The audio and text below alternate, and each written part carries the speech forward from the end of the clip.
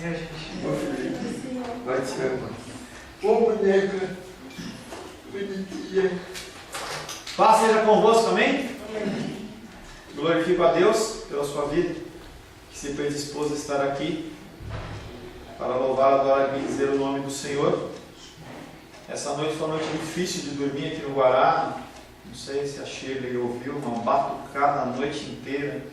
A batucada que começou era 10 da noite e foi parar às 7h30 da manhã. Poxa. Lá no CAB, aquele sonzão, e não sei quem gritava, um negócio meio doentio. A gente ficou naquele sono meio agitado. Quero trazer um tema para você, não para nós orarmos agora, mas um tema para que você possa estar ajudando em oração. É algo que eu vou estar inserindo nas nossas orações. Nós temos um tema que está muito em voga na internet e nas mídias, que é o aborto.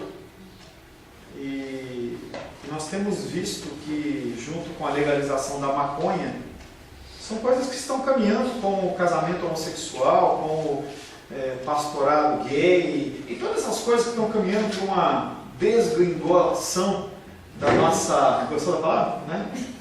A desgringolação. Hã? É de o quê? Não, mas eu inventei agora. Entendeu? Da nossa sociedade em todas as áreas, e esse debate em relação ao aborto é algo importante, que você não pode ficar nem arranjando confusão nas esquinas, mas também você tem que se informar um pouco. O que é isso, como que é, Deus aprova, não aprova, está tudo certo. As mulheres dizem, meu corpo, minhas regras. Será que é assim? Será que assim funciona? Seja numa sociedade como nossa, seja no âmbito espiritual e religioso. É algo importante para você pensar, não se aliene. Você é uma pessoa que é criada por Deus para ser uma formadora de opinião. Estamos tratando, nesse primeiro período, no tema de santidade, sem a qual ninguém verá o Senhor. Nós estamos falando que Cristo ele é tudo. Para muitos, é um pouquinho, pode ser 50%, 60%, 70%. Mas, através das Escrituras, nós aprendemos que Cristo ele é tudo. E nós já vimos que Cristo ele é tudo em favor dos homens. Tudo que se refere a mim e você, passa por Cristo. Não é algo que é alienado ou uma coisa que... Não, isso escapou. Não, tudo passa por Cristo. Nós vimos em domingos anteriores. Também vimos que Cristo ele é tudo na Bíblia. Todos os textos que se referem a Cristo. Nós tratamos de vários temas, não vou repeti-los, tá? Nós citamos várias passagens sobre o posicionamento em que Cristo ele é tudo. E no dia de hoje nós vamos retomar ainda esse tema de que Cristo é tudo na Bíblia, falando um pouco sobre os juízes. Juízes do livro de Juízes. Em que, naquele momento, naquele tempo de Israel, não haviam reis. Não havia ainda sido constituída a monarquia. E homens que eram líderes como Moisés, haviam morrido. Josué havia morrido. E aí o povo ele começa a ficar mais livre, leve, solto, e acha que pode fazer o que quer. Parece o nosso Brasil, em que as pessoas elas acham que elas podem fazer o que quiser e que não tem ninguém olhando. Quando a gente vê as confusões políticas, a gente vê os desvios de verba, as coisas que têm acontecido, parece que Deus não está nem aí olhando, mas Ele está. E quando nós lemos os relatos do livro de Juízes, a gente vê bem essa situação do povo de Israel, que não era um povo ainda unido, eram ainda tribos, cada um meio que pilotando a sua vida, entendeu? Eles viviam meio que em comunhão, mas não havia um líder que os unisse. E aqueles homens começaram a fazer o que eles queriam. Entenda que o livro de Juízes, ele não é um livro que aconteceu no povo de Israel como um todo. Porque conforme eu falei para vocês, não havia ainda essa união. Então os relatos de Juízes, eles são pontuados nos territórios de Israel. Essa pontuação acontece, por exemplo, na tribo de Dan, o problema, e se levanta um juiz lá. Acontece na da tribo de Judá, aí o problema lá, se levanta um juiz. Então, o livro de Juízes é muito mais uma compilação, uma união de assuntos que aconteceram em várias partes do território de Israel, do que realmente um fato isolado. Todo o povo sofreu. Não. Aquele juiz ele era específico. em relação àquela tribo. Josué foi um dos últimos, né, que conseguiu um controle no sentido geral. Nós vimos Gideão, a gente vê Jefté, a gente vê Sansão, e todos eles eram tipos de Cristo. Porque o povo estava passando por dificuldade extrema, e em algum momento eles clamavam a Deus, eles lembravam do Senhor. E o Senhor é tão maravilhoso que tanto com o povo de Israel, tanto comigo e com você, nós esquecemos do nosso Deus, mas quando nós nos arrependemos, Ele nos ouve. E aí Deus levantava, suscitava um juiz, que era um homem que mais do que julgar o povo, era um homem que vinha trazer libertação. A função do juiz, ele era muito mais no sentido de libertar do que realmente de julgar. O julgamento dele é um momento pós-libertação. Mas naquele momento em que o povo está sendo oprimido, ele não vem trazer juízo. Exatamente o que Cristo vem fazer. Quando ele vem pregando o Evangelho, ele fala: eu não vim para julgar, eu vim para resgatar. Então a função do juiz basicamente era de resgate. Sim, depois ele exercia um juízo, exatamente conforme Cristo.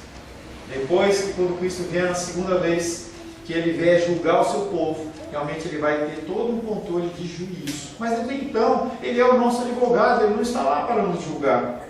Todos os juízes eram tipos de Cristo.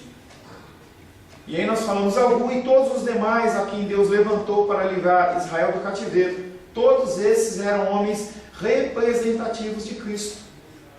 Embora fracos, instáveis e falhos, eles foram postos como exemplos de coisas melhores em um futuro distante. Todas aquelas personagens tinham por um propósito relembrar às tribos de Israel de que ainda viria um mundo libertador, não com tantas falhas, não com tantos defeitos. Porque quando a gente vê os juízes, e você vai analisar a vida deles, você vê como a vida deles era torta. Como a vida deles era torta. Quando a gente vê, até citei na semana passada a figura de Sansão, em que era um homem que as pessoas adoram pintar na escola dominical, um homem mulherengo, vagabundo, prostituto, que não respeitava as leis, mas que mesmo assim Deus o usava. Era o símbolo de que haveria de vir um homem que iria resgatar definitivamente, mas sem todas essas falhas, sem todos esses defeitos. Pastor, mas ele não... O Sansão não era nazireu, ele nasceu já consagrado, ele teve uma vida consagrada, não foi só depois que ele foi se desviando? Mas e que tá, querida? A consagração dele foi uma consagração de nazireu. Mas o que acontece com o caminhar da vida dele? O caminhar da vida dele ele queria casar, aí ele escolhe mulheres que não estão dentro da região de Israel. Depois ele se envolve com outra mulher, se envolve com uma prostituta. Ele abre o segredo que Deus tinha sobre a vida dele em prol de uma satisfação humana. Toda a ação de Sansão é uma ação que, apesar de ele ser um juiz de Deus, apesar de ele libertar o povo, tentar libertar o povo dos filisteus, a ação dele não era uma ação reta, como de todos os outros, como Davi. Davi, ele entra naquele contexto pós-monárquico, em que você vê toda a situação daquele homem. O que isso quer apresentar para a gente? Os homens não são perfeitos. Os seres humanos, eles não são perfeitos e eles têm defeitos. O problema é que nós esperamos mais do ser humano do que realmente ele pode dar. E isso acontece muito em casamento. Se espera que o homem seja o príncipe, a mulher seja a amante e não sei o que, e as pessoas elas se frustram porque nós somos falhos. Mas dentro desse nosso contexto aqui, a figura de Jesus Cristo, ele também aparece como um juiz, como um libertador, não um juiz de julgamento, mas um juiz de libertação. Alguém ia falar alguma coisa? Eu ia só complementar que, apesar de ele ter sido nazireu, ter sido consagrado desde jovem, mostrou que o homem pela sua própria obra não consegue ser salvo. Não consegue. E Cristo que completa. Hoje, por mais que nós tentamos fazer uma amputação radical, luta, se não tiver a obra do Espírito Santo, nós vamos ser sem sanção. Quando a gente vê até a figura de João Batista, que era um homem consagrado desde o ventre, recebeu o batismo pelo Espírito Santo ainda dentro do ventre da mãe dele, na presença de Cristo. Depois ele batizar Jesus, quando ele está lá na prisão, ele manda os discípulos dele e fala assim: olha, vai lá perguntar se é ele mesmo ou havia de vir outro. Ele duvidou. João Batista, segundo a Bíblia, nascido de mulher, o maior. Davi foi rei também como um tipo de Cristo. Ele foi ungido e escolhido quando alguns poucos lhe davam honra. Ele foi desprezado, rejeitado por Saul e por todas as tribos de Israel, perseguido e forçado a fugir para escapar com a vida.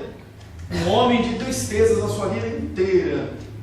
Quando você vê a figura de Davi, não foi uma pessoa que foi feliz. Um homem que traiu Deus, adulterando com Batseba, mandou matar o melhor amigo, o amigão dele, um dos melhores amigos dele. Quando você vê os fiéis de Davi, Urias está lá. Eram homens que andavam com ele, que ele confiava. E aí Davi, ele não foi um bom pai. Quando o seu filho violenta a sua filha, ele não fez nada. Incitou a ira no coração do outro irmão. E o irmão, por culpa de Davi, que não fez nada, além do seu pecado, do seu coração, foi lá e matou seu filho. O seu filho se levanta contra ele. Isso foi a vida de Davi. O seu filho se levanta contra ele, na porta lá do castelo, insurge contra ele, faz com que ele saia, violenta todas as suas esposas. A palavra de Deus disse: o que você fez escondido, eu vou fazer com você. Quem fez foi Deus. Eu vou fazer com você a olho nu, aos olhos do povo. A vergonha também de ter perdido aquela batalha que ele foi sem consultar a Deus, fazendo do exército. A quantidade do exército, ele perguntou quantos homens mais tem? Sim. Tem. Nesse caso, você falou metade certo. Ele consulta, ele quer saber o povo, quanto tem de pessoas do exército dele, mas não é para a batalha, é simplesmente para ele: olha, eu sou o rei desse povo desse, entendeu? Ainda é alertado. Então você vê a figura de Davi, é uma figura de sofrimento a vida inteira, como é a figura de Cristo. Foi perseguido por Saul, por todas as tribos de Israel. Foi forçado a fugir para escapar com vida, um homem de tristeza a sua vida inteira, mas afinal de contas um vencedor. E em todas essas coisas Davi representava Cristo. Tanto que Jesus Cristo ele é apresentado como o filho, o raiz de Davi. A raiz de Davi é uma representação da figura do reinado de Davi. A respeito de Cristo é que falaram todos os profetas, desde Isaías até Malaquias. Eles viam as coisas como que através de um espelho fosco. Por que os profetas eles não viam de uma forma límpida, clara? Porque a vida deles também havia pecado. Quando nós olhamos para o agir de Deus na nossa vida, quando nós olhamos para o agir de Deus neste mundo, a gente vê como se ele tivesse com o nosso óculos. Eu não uso óculos, né? Porque ainda não tenho idade para isso, né?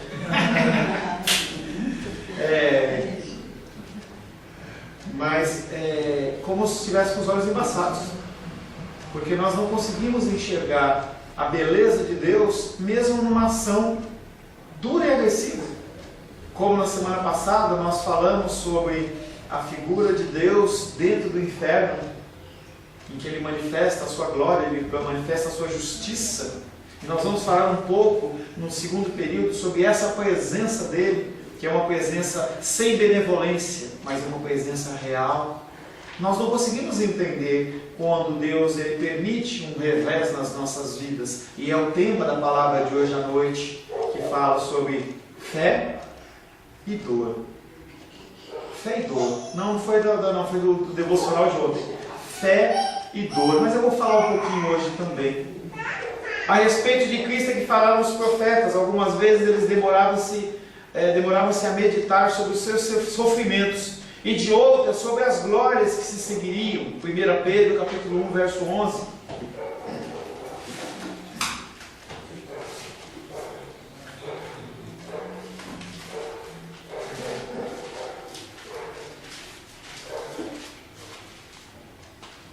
Pedro, Rayane, por gentileza.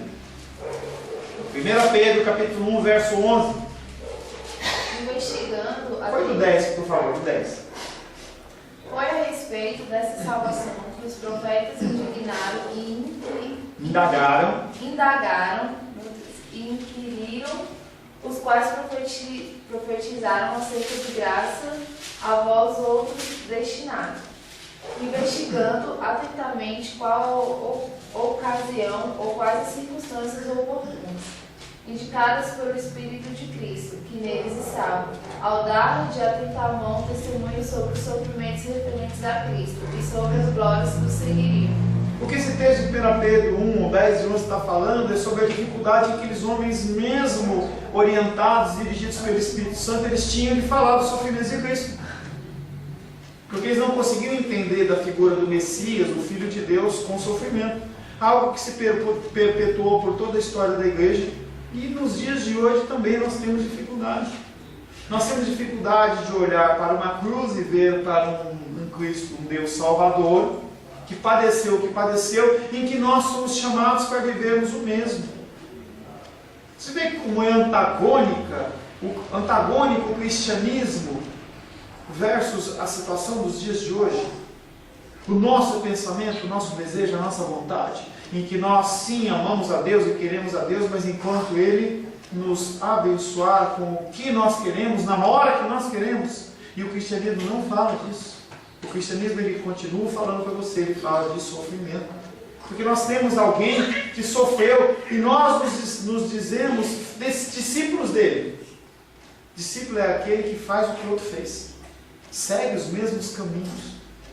Um exemplo bem mineiro, entendeu? Você vê o boi passa na trilha e aí os outros vão indo atrás. Ninguém se aventura por um outro caminho. Não, aquela picadinha, aquela trilha está armada e eles andam na mesma trilha. Quando você vê as formigas andando, as formigas não andam à revelia, você vê elas andando na fileirinha. É interessante, olha na tua parede lá quando você vê as formiguinhas andando. Você vê que está uma formiguinha na frente e aí aquele monte de formiguinha atrás. Os caminhos de Cristo são os caminhos que nós temos que seguir. Mas ninguém quer isso. Pastor, às vezes eu fico observando aquele slide, né, que você coloca à noite, né, antes de pregar, né, daquela figura do pastor e as ovelhas atrás. E acho que a nossa oração deve ser essa, né, continuar atrás, Jesus na frente, a gente atrás. Mas muitas vezes na vida, na caminhada com Deus, a gente passa à frente de Deus, né?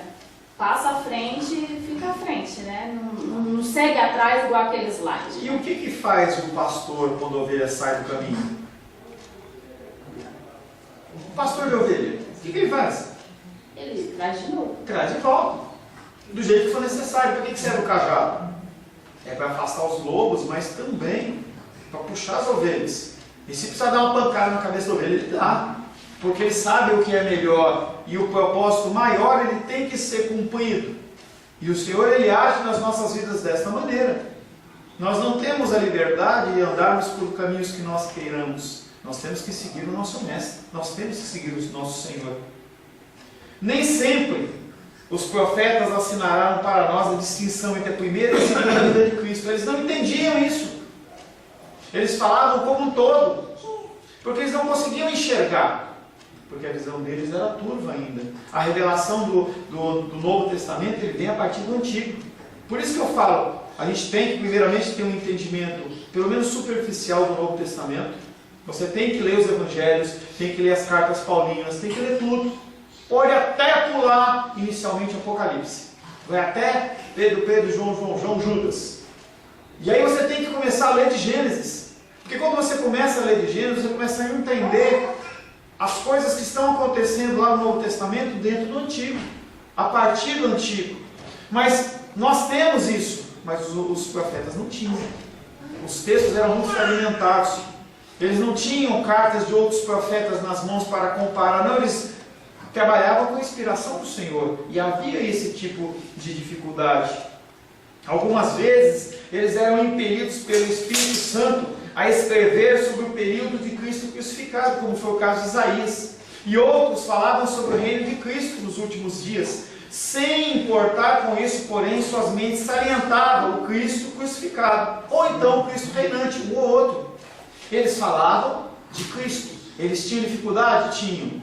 Não conseguiam separar? Não conseguiam separar. Vamos prestar atenção aqui, gente. Deixa a fofinha para lá, só eu olho para ela. Tá? Eles falavam de Cristo, seja crucificado, seja um Cristo que reinava. E eles misturavam essas informações. E que conforme nós vamos lendo a palavra, nós vamos separando. Opa, isso é para cá, isso é para cá, isso é para cá, isso daqui. Eu acredito que eles, os profetas, eles tinham muita dificuldade para lidar com isso. Porque eu tive por mim assim, um dia eu senti necessidade de ir ali orar por uma pessoa. Eu falei, não, eu sei lá o que isso vai causar. Depois eu saí dali me perguntando, mas que tipo de cristão você é? Que Deus te dá uma ordem que não faz. É o mesmo questionamento. Ele tinha que dizer uma coisa que ele nem sabia o que ele estava dizendo. Eu nem sabia por que eu tinha que ir orar para aquela pessoa, mas eu não fui não. Por isso aí, pastor, por esse medo. É isso que traz. É muito difícil para o ser humano. Mas é difícil. E esses homens, eles não tinham a possibilidade de estar num lugar como nós estamos, que você pode conversar ou falar. Eles eram homens que eram tipificados como estranhos. Entendeu? Uma figura como essa de pessoas que começavam a falar de um futuro. Os outros diziam assim, Você fala assim, esse cara está falando? porque enquanto a pessoa fala de coisa boa, todo mundo quer. Se eles começassem a falar assim, vai ter riqueza, entendeu? O problema é que eles só falavam de morte, só falavam de sofrimento. E isso, cara, assim. Tem uma passagem de Segunda Reis, acho que é Segunda Reis, eu não lembro muito bem a história, mas eu lembro que tinha o rei de Judá, das tribos do sul, o rei das tribos do norte, e mais um rei ímpio, e eles estavam indo atacar, se não me engano, os sírios. E aí ele pega e pergunta, a gente não pode consultar alguém? É uma das passagens mais complicadas, para mim, pelo menos. E aí ele fala assim, olha, tem um profeta, mas ele só fala contra. E os outros profetas, vai de ir, vitorioso, glória a Deus, jogar água para cima, fazer as coisas. Traz esse cara. E aí ele vai, o mensageiro fala assim, olha, todo mundo está falando que vai dar certo. Não vai ser do contra. Aí ele vai lá. E aí, profeta? Não, pode ir. Ixi. Tem uma expressão lá em Minas que falava assim, é macuco no bornão. É um passarinho, né? Quando eles pegavam os passarinhos para se alimentar, colocavam dentro do saco. Macuco no bornão, não tem como sair. E aí o rei olha e fala assim, ei, você está falando isso aí? Fala a verdade, cara. Para com isso aí, para de enrolar. Aí o rei nem acabou de falar, ele vai morrer, eu vejo destruição, eu vejo o povo. Ele olha para ele assim, prende ele agora. Esse cara vai ficar preso com pão e água e não sei o que e tal. Mas essa é a visão. Quando nós falamos desse cristianismo, desse evangelho hoje, em meio a cristãos, os caras falam assim, ei pessimista, ei radical, ei isso, ei aquilo. Por isso que eu falei para vocês, pensa um pouquinho sobre aborto. Tem uma matéria que tem na faculdade teológica que ela é muito interessante, chama Ética Cristã, em que leva você a pensar sobre determinados assuntos e que em certo momento você é totalmente contra. E aí você começa com alguns agravantes. Aborto é proibido? Aí você começa a falar, mas e nessa situação? E nessa situação? E nessa situação? E você vai agravando, chega uma hora que você fala assim, e agora? E agora? Para eu como? Ética cristã. Nós temos que pensar nos assuntos que a sociedade nos apresenta. Pastor, Fale, querida. eu acho que eu já ouvi falar aqui, uma expressão que o profeta Jeremias, ele é chamado de profeta chorão. Chorão. Porque, praticamente, acho que a gente pode taxar isso, que o profeta Jeremias, durante todo o ministério dele, ninguém ouviu ele. Tudo que ele falou, todos os recados de Deus, ninguém ouviu. E eu já fiquei pensando, gente, imagina, a gente que às vezes fala a palavra de Deus com um amigo, uma amiga que, né, e ninguém ter aceitado durante a vida dele inteira, ninguém aceitou as palavras que saíram da boca dele. Então, imagina, ninguém te ouvir, você falar, seu ministério inteiro, e as pessoas não recebem as suas palavras. Então, ele teve uma vida muito... que ninguém o ouve. Nenhum profeta foi ouvido. Nenhum profeta foi ouvido. Nenhum foi aceito. Nenhum. Eu falo assim, O alguns agravante- colocaram em prática. O Algumas agravante pessoas- do Jeremias é que ele tinha, além de alguns que também tinham isso, ele via o futuro de uma maneira clara. Era como se, por exemplo, eu fosse pegar o evangelho para a Rosângela e ela não quisesse e eu visse que amanhã ela ia acontecer isso e aquilo outro, aquilo lá, destruição. Ele chorava porque ele via a situação. É o caso de Abacuque, porque ele via o que ia acontecer no momento posterior, em que ele via que não havia conversão e que aquele povo ia ser destruído. Algo que o Senhor dá ao rei Josias, um dos últimos reis de Judá, antes realmente do cativeiro babilônico, em que aquele jovem, aquela criança de 12 anos, 13 anos, começa a reinar, claro, com tutores, mas aí ele pede para trazer o livro da lei e começa a ler. A hora que ele ouve aquilo, ele fica desesperado, ele fica impactado, chocado, ele rasga as vestes e começa a arrebentar os tronos, as potestades, os altares, porque ele fica chocado com aquilo. Foi um impacto forte nele. Nenhum profeta foi ouvido. Quando qualquer situação diz assim, mas eu mandei os meus profetas falaram, não, eles não querem. Quando tem história do rico e Lázaro, não Lázaro lá do Novo Testamento, Lázaro do Antigo Testamento, embora os dois, um está numa boa e outro. Não adianta, os meus profetas estão falando, e não ouve. E não ouve mesmo. É sobre Cristo. Nem seria necessário dizê-lo que o Novo Testamento está repleto.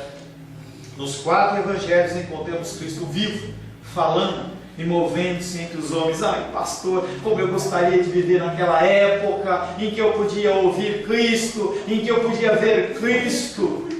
Quando você pensa assim, quando você fala assim, é que nem, não é Felipe, você não te chama não, é que nem quando Felipe olha para Jesus e fala assim, mostra-nos o Pai. E Jesus olha para ele e fala assim, Felipe, eu estou com você há tanto tempo, você ainda fala para mostrar o Pai? Nós temos a figura de Cristo andando conosco dentro de nós, e mesmo assim a gente queria ter visto, como nós somos ingratos.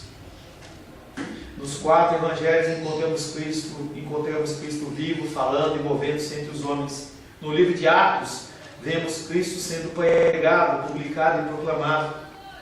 Epístolas paulinas expõem, exaltam e explicam a pessoa de Cristo e suas realizações, mas do começo ao fim, do primeiro ao último livro da Bíblia, há um nome que está acima de todos os nomes, e esse é o nome de Cristo.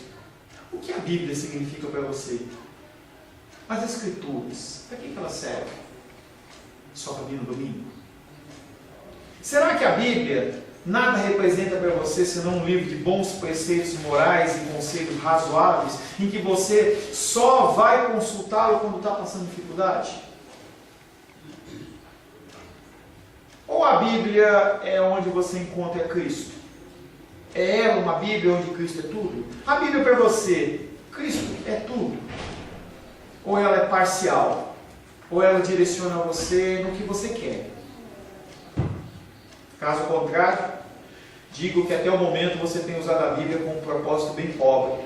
Você está agindo como um homem que, ao estudar o sistema solar, não se importa com o Sol, o centro mesmo desse sistema. Não admire, pois se a Bíblia é para você um livro enfadonho, porque nós não lemos com a devida reverência. Nós não meditamos, nós não estudamos, nós não pensamos, nós não temos a leitura da palavra como uma prática essencial para as nossas vidas. Quando dá, a gente lê. Se não der, eu leio amanhã. Eu tenho batalhado com a minha filha em relação a ela vai ler a primeira vez a Bíblia completa. Aí ontem, na sexta para sábado, ela vai para casa da titia, passa lá. Você acha realmente que ela leu sem eu mandar? Aí hoje para ver, eu falei assim, você leu a Bíblia? Ela falou, não. Por que ela não leu? Por que você não leu? Você leu a Bíblia hoje? Você acordou mais cedo para ler a palavra? Deixa eu levantar a mão e eu li. Entendeu? Não, pastor, eu já estou indo para a dominical, é suficiente. Que pensamento sem vergonha, não é mesmo? Mas e quando a coisa pega? E quando a luta pega? Ah, Jesus, me ajuda. Nós temos que entender que a palavra de Deus ela é essencial para nós, porque ela revela-nos a Cristo. Um terceiro tópico em que Cristo é tudo, ou deveria ser. Cristo é tudo na religião de todos os crentes verdadeiros. Nós vamos iniciar, nós temos ainda 10 minutos. Cristo é tudo na religião de todos os crentes verdadeiros. Se Cristo ele não é tudo na sua vida, algo está errado. É hora de você parar para pensar um pouquinho sobre a sua salvação. Compreendamos que Cristo é tudo na religião de todos os verdadeiros crentes da terra. Eu não falo mais de ímpios, não falo mais de pessoas que não confessam Cristo, eu estou falando com crentes verdadeiros, que renderão graças igualmente ao Pai, ao Filho e ao Espírito Santo como o único Deus. Ao mesmo tempo, vejo provas claras nas Escrituras que Cristo é revelado como Verbo, por meio de quem o amor de Deus pelos pecadores se torna manifesto. Aonde aparece a revelação de Cristo como Verbo? João capítulo 1, verso 1, no princípio era o Verbo, e o Verbo estava com Deus, e o Verbo era Deus. Era no sentido não que foi no passado, desde o passado ele é e continua sendo. A encarnação e a morte expiatória de Cristo na cruz do Calvário serve de grande pedra de esquina que dá forma e estabilidade ao plano inteiro da salvação. Cristo é tudo porque Ele é o nosso Salvador. Através do seu sacrifício nós temos a justificação dos nossos pecados. Cristo também é o caminho, Ele é a porta, o único mediador, o qual nós podemos nos aproximar de Deus. Não há uma forma que você possa se aproximar de Deus se não for através de Jesus Cristo. E para as pessoas, quando você fala isso, é soberba, mas não é. Não tem como alguém que não tem Cristo no coração verdadeiramente chegar a Deus. Não tem. Não é porque ela confessou Jesus ou tem uma carteira de igreja e foi batizada. Isso não quer dizer absolutamente nada. Nada. Simplesmente o cumprimento de instruções. Mas o cumprimento de instruções não atesta que você é nada. Nada.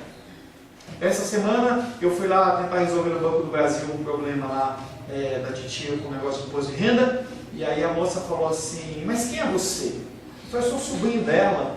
Eu tenho aqui o número da conta, eu tenho isso. Só precisa colocar um 013 na frente. Você já viu que é da agência? Não posso. Mas não posso. Não adianta, por mais que eu tentasse esboçar alguma situação, a lei falava assim: não pode. Ou você tem uma procuração, ou você atrás. A situação com Deus é a mesma.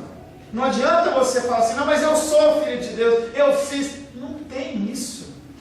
O único pré-requisito válido chama-se ter Cristo dentro do coração e ser um cristão verdadeiro. Você entende como nós estamos numa situação extremamente delicada? Em que se você não tem Cristo no coração verdadeiramente, não estou falando que você é santo, que você é perfeito, que você não peca, não estou falando disso. Porque se assim fosse, toda a humanidade, de Adão para frente, todos iriam perecer. Talvez se salvasse Enoque, que Deus levou para si, talvez. Entendeu? Mas a humanidade inteira, ela seria despejada dentro do inferno e não sobraria nenhum. Nós estamos onde estamos pela graça e misericórdia do Senhor, e apenas isso.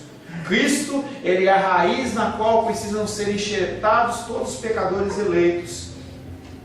A videira verdadeira é Cristo. Há ramos que não quiseram, que alguns judeus não quiseram, e nós somos enxertados dentro da videira, para que nós, a partir da sua seiva, a partir da sua alimentação, do teu Espírito, nós possamos crescer nele e fazer alguma coisa. Sem ele, esquece.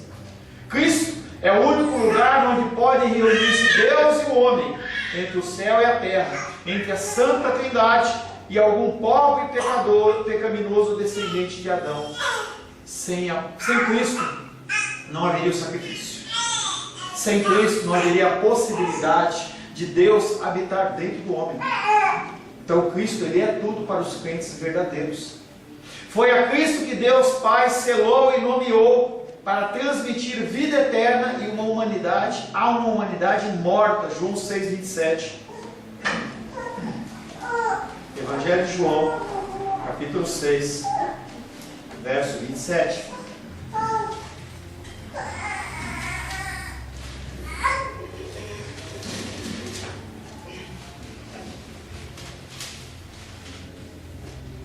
Alguém por gentileza?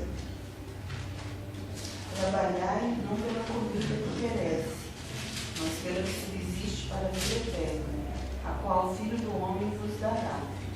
Porque Deus, o Pai, o confirmou com o seu ser. Duas informações importantes, pelo menos duas, que aí nós vamos de trás para frente. Deus confirmou a presença de Jesus Cristo dentro de nós através do seu selo. E você tem que imaginar a figura de um rei. João capítulo 6, verso 27. Você tem que imaginar a figura de um rei com aquele sinete real, que quando ele mandava uma correspondência, ele derramava aquela cera, e aí ele pegava e colocava aquele selo. Só ele tinha aquele selo. Às vezes era um selo que era um negocinho, às vezes era só o anel. Só o anel. Era a confirmação. A segunda parte muito importante é que Deus fala para a gente não trabalhar pela comida que perece, mas pela que subsiste para a vida eterna. Buscar o reino de Deus, a sua justiça, e todas essas coisas, comida, bebida, vestuário necessário, vos serão acrescentadas. Deus não espera que você seja devoto dele ou discípulo dele passando fome. Não vai acontecer isso. Ele sabe que a gente precisa. Ele sabe que as nossas necessidades básicas, elas precisam ser supridas, básicas. E eu digo de novo, ele não promete o filé mignon diário de cada dia, mas ele promete o pão nosso de cada dia. E nós ficamos atrás de tantas coisas. Falava com a Rosângela ontem. Nós nos preocupamos com tantas coisas, quando o mais importante nós não fazemos. Nós não fazemos. As pessoas, elas se preocupam com shows, se preocupam com marchas. Vai eu de novo falar da marcha. Se preocupa com isso, com os evangelismos, e não tem um tempo devocional em casa. As pessoas não têm um tempo com a esposa, com o filho, com o marido, não tem tempo. Eu acompanho, não é um, nem dois, nem três pastores que estão numa vida desesperada, em que precisa fazer um evento, precisa pregar, precisa fazer, como se aquilo fosse um desespero. E as pessoas não vivem. Elas não vivem. Em que a pessoa ela acorda 5 horas da manhã, e se ela não for até as 2 da manhã, ela não, eu vou em pecado. Que é a mesma ideia da igreja que tem culto segunda, terça, quarta, quinta, sexta, sábado, domingo, segunda, terça, quarta, quinta, sexta, sábado, domingo, de manhã, de tarde, de noite, reunião disso, reunião daquilo, se faltou alguma, você vai para o inferno. Nós corremos atrás de uma coisa em que o básico não é feito. Deus ele não está pedindo nada demais para a gente. Ele só quer o quê? Que a gente faça o básico. Por isso que ele fala, eu vou resumir a lei para vocês. Sabe, essa tonelada de mandamentos, essa tonelada, eu vou resumir para vocês. Amar a Deus sobre todas as coisas e o próximo como a ti mesmo. Amor. Eu tenho falado pelos cultos, falamos de enfermos, pega o telefone e fala assim, irmã, Lourdes, você não veio hoje, você está bem? Como é que você está? Está tudo jóia? Posso ajudar você em algo? É isso que Deus quer. Ele não quer que você venda todos os seus bens, vá para a África. Não é isso o propósito inicial. O propósito inicial é coisa simples. Pastor, nesse versículo que você falou, você rapidinho, me veio na memória acho que é em João 4, né? Lá que Jesus está lá junto ao poço, tá aquele sol quente, ele estava meio cansado. E aí os discípulos foram comprar pão. E aí chegaram e tudo, e aí insistindo para Jesus comer, aí Jesus falou, a minha comida a minha comida é fazer... A hora do meu pai, a vontade do meu pai. A minha comida é fazer a vontade do meu pai, cumprir a missão que ele me designou. Acho que você decidiu que faz ligação a esse versículo, né? Que você... Toda palavra é ligada, amigo. Toda palavra ela é interligada. Então, quando você lê, a gente tem meditado em João, para mim tem sido extremamente interessante, porque eu vejo as ligações dos versículos, a ligação das palavras, porque tudo é cumprimento de uma coisa, cumprindo a outra. A gente não vê na palavra divergências. A gente vê uma coisa completando a outra, completando a outra, completando a outra. Nesse episódio que você está citando, Jesus Cristo se apresenta a mulher samaritana falando com ele como a fonte de águas vivas. Quem vem a mim, de maneira nenhuma terá mais sede, não precisa mais. E ela fica pensando, não, mas e o balde? Cadê o seu balde? Não é balde, filha, acorda. Não está falando disso. E a gente fica assim, essa preocupação, esse é o problema. A preocupação. Você se ocupa antecipadamente com algo que já está feito, está definido. Então, algum de vocês, não me comparando com isso, mas algum de vocês ligou para mim para perguntar: pastor, hoje tem culto dominical? Por que não? Por que o Felipe, daqui é o que mora mais longe, você ligou para mim, mano, pastor, vai ter dominical? Por que você não ligou? Gente, a gente confia num ser humano pecador como eu, numa situação tão banal como essa, e a gente não confia no Senhor em relação ao que Ele promete. Você vê como é doida a coisa? Eu, quando chega a hora do almoço, eu não vou lá falar: ei, Rosângela, você vai fazer o almoço para mim? Tem comida na despensa? Eu não preciso fazer isso. Porque eu sei que ela sabe o que tem que fazer. Nós temos que começar a agir dessa maneira com o Senhor. Simples assim. Esquece as coisas complexas. Se fixa nas coisas mais simples. Quando nós nos fixamos nas coisas mais simples, a coisa vai mais fácil. Amém, queridos? Senhor, em nome de Jesus, nós temos visto que o Senhor é tudo, mas temos dificuldade, Pai, em viver esse tudo. Temos dificuldade, Pai, porque nós olhamos para as coisas naturais de uma maneira de confiança. Nós confiamos, Pai querido, que o nosso salário, seja como funcionário, seja como aposentado, ele vai estar lá na nossa conta. Nós acreditamos que quando nós vamos à igreja, o nosso pastor também está lá. Nós acreditamos, Pai, que se nós formos no posto, nós teremos combustível para colocar. Mas temos dificuldade quando não se trata sobre o sobrenatural do Senhor, Pai, e nós queremos pedir perdão a Ti. Pedimos a Ti, Pai querido, que o Senhor gere em nós a Tua confiança. Se o Senhor não gerar a Tua confiança em nós continuaremos achando e dependendo de coisas humanas e situações humanas para nós vivermos, Pai. Pedimos que o Senhor nos abençoe mais e mais, em nome de Jesus. Amém.